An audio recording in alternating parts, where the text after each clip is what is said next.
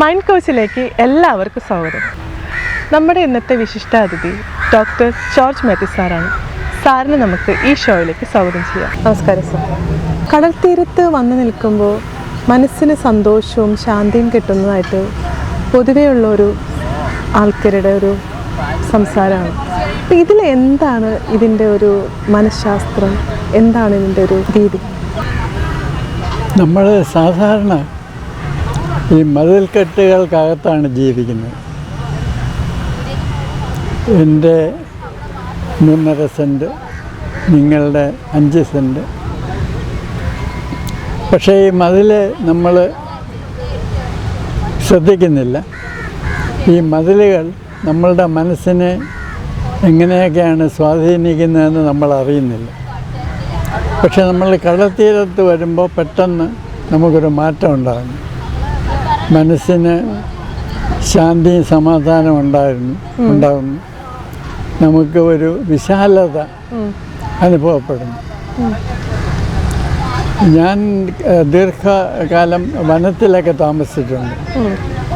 അത് കഴിഞ്ഞിട്ട് സിറ്റിയിലോട്ട് വരുമ്പോഴാണ് നമ്മൾ ഈ മതിലുകൾ ശ്രദ്ധിക്കുന്നത്. കാരണം വളരെ നാൾ മതിലുകളൊന്നും ഇല്ലാത്ത വനത്തിലിങ്ങനെ കറങ്ങിത്തിരിഞ്ഞ് നടന്നിട്ട് പെട്ടെന്ന് സിറ്റിയിലോട്ട് വരുമ്പോൾ നമ്മൾ ശ്രദ്ധിക്കുന്നത് മതിലുകളാണ്. അപ്പം ഈ മതിലില്ലാത്ത അവസ്ഥ, അല്ലെങ്കിൽ മതിലുകളില്ലാത്ത ചുറ്റുപാട് നമ്മളുടെ മനസ്സിനൊരു പ്രത്യേക വിശാലത തരുന്നു എന്നുള്ളതാണ് വാസ്തവം. ഇത് മലമുകളിൽ പോകുമ്പോഴും ഇതേ അനുഭവമുണ്ട്, കടൽ തീരത്ത് വരുമ്പോഴും ഇതേ അനുഭവമുണ്ട്. അപ്പോൾ ഈ കടൽ തീരത്ത് കുറേ നാൾ സ്ഥിരമായിട്ട് താമസിച്ചാൽ നമ്മളുടെ മനസ്സിന് ഒരു മാറ്റം ഉണ്ടാകും, അതിൽ സംശയമൊന്നുമില്ല. സാർ, ഇത് മനസ്സിൻ്റെ ഒരു സ്വാതന്ത്ര്യം, ഫ്രീഡം, അതിനെ അഭിമുഖീകരിച്ചാണോ ഇത്രയും മനഃശാന്തിയും എല്ലാം കിട്ടുന്നത്? ഈ അതിരുകളില്ല എന്നുള്ളതാണ് ഈ കടൽ തീരത്തിൻ്റെ പ്രത്യേകത. നമ്മൾ ചക്രവാളത്തിലേക്ക് നോക്കുമ്പോൾ നമ്മൾ പ്രത്യേകിച്ചൊന്നും കാണുന്നില്ല. ഈ അനന്തമായ വെള്ളം, ഈ ലോകത്തുള്ള എല്ലാ കടലുകളും കണക്റ്റഡാണ്, വലിയ കടലുകളെല്ലാം തന്നെ. അപ്പം ഇതൊരു വലിയ ബോഡിയാണ്, വിശാലമായ. ഭൂമിയിലെ കരയേക്കാളും വളരെ കൂടുതൽ കടലാണുള്ളത്. പിന്നെ മിസ്റ്റിക്സ് പറയുന്നത് ഈ കടലിനൊരു കോൺഷ്യസ്നെസ് ഉണ്ടെന്ന്.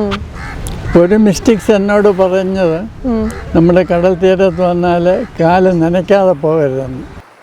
കാരണം ഈ നമ്മൾ ഈ വിശാലമായ ഈ വാട്ടർ ബോഡിയുമായിട്ട് നമ്മളുടെ ശരീരത്തെ ടച്ച് ചെയ്തിട്ട് പോവുകയാണെങ്കിൽ അതിനൊരു പ്രത്യേക എഫക്റ്റ് ഉണ്ടെന്നാണ് അദ്ദേഹം പറയുന്നത്. നമ്മളത് കോൺഷ്യസ് ആയിട്ട് അറിഞ്ഞില്ലെങ്കിൽ പോലും അത് നമ്മൾക്ക് ഒരു ഹീലിംഗ് എഫക്റ്റ് ഉണ്ടാക്കുമെന്നാണ് ആ മിസ്റ്റേക്ക് പറഞ്ഞത്. അയാളിപ്പോൾ കടൽ തീരത്ത് വന്നാൽ അയാൾ കാല് നനയ്ക്കാതെ പോവില്ല. പിന്നെ നമ്മൾ വളരെ നിഷ്കളങ്കമായിട്ട് കടലുമായിട്ട് ഇൻറ്ററാക്ട് ചെയ്താൽ കടൽ റെസ്പോണ്ട് ചെയ്യുമെന്നാണ് അയാൾ പറയുന്നത്. ഇപ്പോൾ ഇയാൾ കുട്ടിക്കാലത്ത് കടൽ തീരത്ത് ജനിച്ച് വളർന്ന ആളാണ്. അപ്പം അന്ന് ഈ കുട്ടികളെല്ലാം കൂടെ ഇങ്ങനെ കടൽ തീരത്ത് മൺകൂന ഉണ്ടാക്കിയിട്ട് ഈ കടലമ്മയെ വിളിക്കുമ്പോൾ ഉടൻ തന്നെ ഒരു വലിയ തിര വന്ന് ആ മൺകൂന എടുത്തുകൊണ്ട് പോകുമായിരുന്നു. ഇത് പല പ്രാവശ്യം ഇവർ ചെയ്തിട്ടുള്ളതാണെന്നാണ് ഇദ്ദേഹം പറയുന്നത്. പക്ഷേ കുറച്ച് പ്രായമായതിന് ശേഷം ഇത് ശ്രമിച്ചിട്ട് നടക്കുന്നില്ല. അപ്പോൾ നമ്മൾ നിഷ്കളങ്ക അവസ്ഥയിൽ ഇരുന്നുകൊണ്ട് പൂർണ്ണ വിശ്വാസത്തോടെ കടലുമായിട്ട് സംവേദിച്ചാൽ അത് റെസ്പോണ്ട് ചെയ്യും എന്നാണ് ഇദ്ദേഹം പറയുന്നത്. അപ്പോൾ നമ്മൾ അറിഞ്ഞാലും ഇല്ലെങ്കിലും നമ്മൾ ഈ കടലുമായിട്ട് ഇൻറ്ററാക്ട് ചെയ്യുകയാണെങ്കിൽ അതിൻ്റെ ഒരു ബെനിഫിഷ്യൽ എഫക്റ്റ് നമുക്കുണ്ടാകും എന്നാണ് അദ്ദേഹം പറയുന്നത്. നമ്മുടെ ശരീരത്തിൽ ജലവും ഇതുമായിട്ടുള്ള ബന്ധമുണ്ടല്ലോ, അത് നമ്മുടെ ശരീരത്തിൽ ഉണ്ടെന്ന്. അപ്പോൾ അതിൻ്റെ ഒരു ഇമ്പാക്റ്റ് ആണോ നമുക്ക് ഈ കടലിനോട് കൂടുതലൊരു താല്പര്യം? നമ്മുടെ ശരീരത്തിൻ്റെ ഭൂരിഭാഗം ജലമാണ്, അത് ഒരു ഫാക്ടറാണ്. പക്ഷേ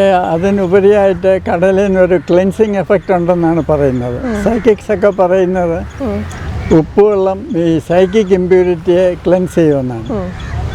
ഈ നെഗറ്റീവ് എനർജി പോകാൻ വേണ്ടി പല സൈക്കിക്സും ഉപ്പാണ് ഉപയോഗിക്കുന്നത്.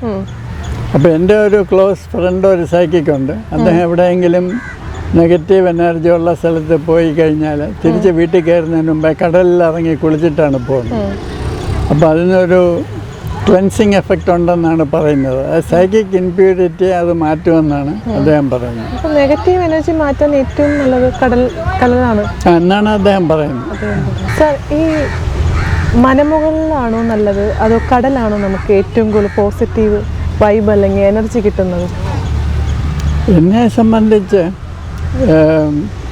രാവിലെ, അതായത് സൂര്യൻ ഉദിക്കുന്ന സമയത്ത് മലമുകളിലിരിക്കുന്നതാണ് നല്ലതായിട്ട് തോന്നുന്നത്. എനിക്കിഷ്ടം സൺറൈസ് കാണാനായിട്ട് മലമുകളാണ് ഇഷ്ടം. പക്ഷേ നേരെ മറിച്ച് സൺസെറ്റ് കാണാനായിട്ട് കടൽ തീരമാണ് എനിക്കിഷ്ടം.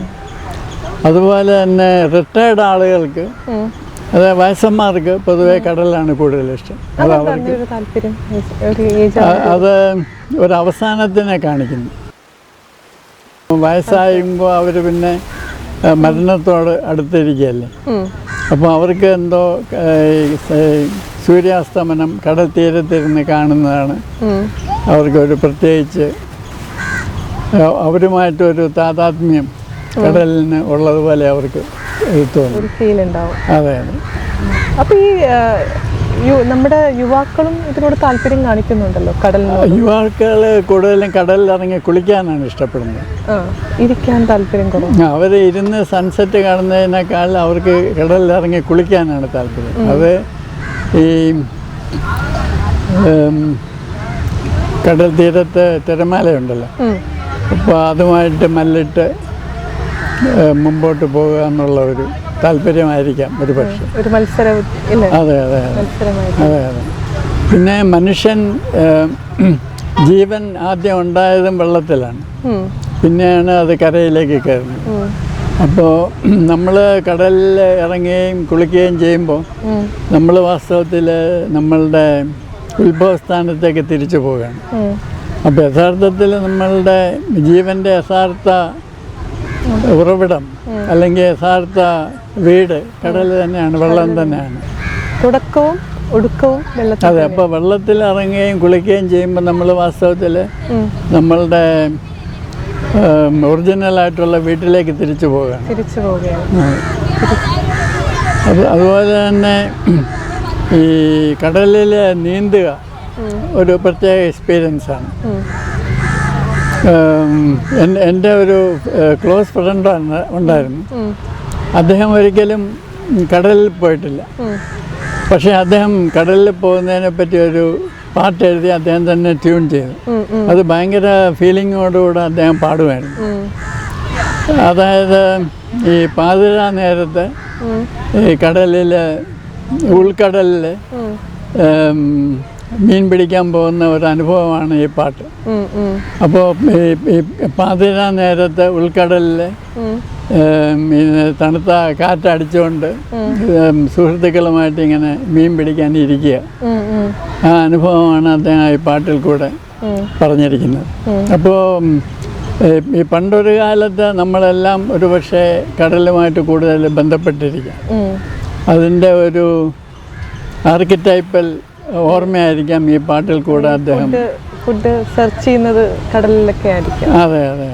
അപ്പോൾ ഈ കടലും മനുഷ്യ മനസ്സും തമ്മിലൊരു അഭേദ്യ ബന്ധമുണ്ട്. അപ്പോൾ നമ്മൾ കടൽ തീരത്ത് വരികയും കടലുമായിട്ട് സംവേദിക്കുകയും ചെയ്യുന്നത് നമ്മളുടെ ഒരു പേഴ്സണൽ ഗ്രോത്തിനും വെൽബീയിങ്ങിനും ഒരുപക്ഷെ സഹായകമായിരിക്കും. അപ്പോൾ ഈ കടലിലേക്ക് നമ്മൾ എങ്ങനെ എത്ര സമയം വരണമെന്നാണ്? ഒരു ആഴ്ചയിൽ ഒരു ദിവസമാണ്, 2 ദിവസം? ഏതാണ് ഒരു മാനസികാരോഗ്യത്തിനും പോസിറ്റീവിനും നല്ലതെന്ന് സാറിന് തോന്നുന്നു? ഇതൊരു ലോ ഓഫ് ഡിമിനിഷിങ് റിട്ടേൺസ് ഉണ്ട്. എപ്പോഴും വരുന്നത് നല്ലത് തന്നെയാണ്. പക്ഷെ വല്ലപ്പോഴും എങ്കിലും വരിക. അതെ, വല്ലപ്പോഴും എങ്കിലും വരികയും ഈ സൂര്യാസ്തമനം കാണുകയും ചെയ്യുന്നത് നമ്മളുടെ മനസ്സിൻ്റെ താളപ്പിഴകൾ പരിഹരിക്കാൻ വളരെ സഹായകമാകുമെന്നാണ് എനിക്ക് തോന്നുന്നത്. നമ്മളെപ്പോഴും വളരെ ബിസി ആയിട്ടിരിക്കുന്ന ഒരാൾ പോലും കടൽ തീരത്ത് വന്ന് സൂര്യാസ്തമനം കണ്ടുകൊണ്ടിരിക്കുമ്പോൾ അയാൾക്കൊരു റിലാക്സേഷൻ, പോസിറ്റീവ് എനർജി. അത് ഫിസിക്കൽ ആൻഡ് മെൻ്റൽ, ശാരീരികവും മാനസികവുമായിട്ടുള്ള പിരിമുറുക്കങ്ങളൊക്കെ മാറിക്കിട്ടാൻ ഈ കടൽ തീരത്ത് വരുന്നത് ഉപകരിക്കുമെന്നാണ് എനിക്ക് തോന്നുന്നത്.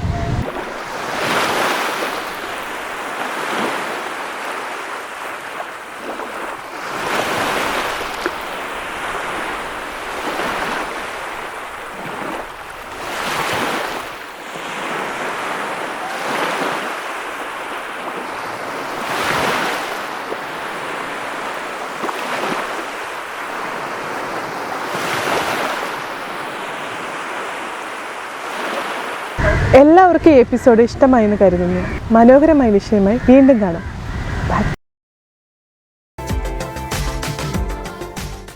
വിമൻ ടോക്ക് ടൈം എന്ന ഈ ചാനൽ സബ്സ്ക്രൈബ് ചെയ്യുക, ആസ്വദിക്കുക.